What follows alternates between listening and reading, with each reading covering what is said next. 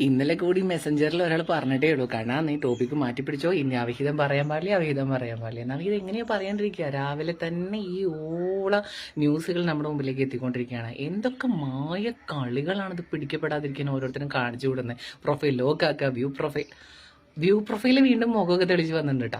ഇനി view profile മാറ്റുമെന്ന് അറിയാൻ പാടില്ല. വേറെ അക്കൗണ്ടുകളിലൂടെ ആക്സസ് ചെയ്യാൻ ശ്രമിച്ചാൽ, അല്ലെങ്കിൽ എവിടെയെങ്കിലും സെർച്ച് ചെയ്ത് നോക്കിയാൽ വ്യൂ പ്രൊഫൈലൊക്കെ അവിടെ പിന്നെ തെളിഞ്ഞ് നടക്കുന്നത് കാണാം. എന്താ പറയുക, സ്വയം ഒരു കോമാളിയല്ല എരപ്പാളിയാണെന്ന് പ്രൂവ് ചെയ്ത് അടിവരയിട്ട് പ്രൂവ് ചെയ്യുന്ന രീതിയിൽ കുറേ എണ്ണങ്ങൾ ഈ സമൂഹത്തിൽ ജീവിക്കുന്നു എന്നുള്ളതാണ്. ഒന്നിനെ മതിയാവാതെ അടുത്തതിനെ പിടിച്ച് അതിൻ്റെ അപ്പുറത്തേനെ പിടിച്ച് ഇങ്ങനെ പോകാൻ 1-2 പ്രാവശ്യമൊക്കെ പോയി കഴിഞ്ഞാൽ പിന്നെ നാണോ മാറ്റേട്ടൻ പറയുന്നത് കിട്ടും. ചിലപ്പോൾ ശരിയായിരിക്കും.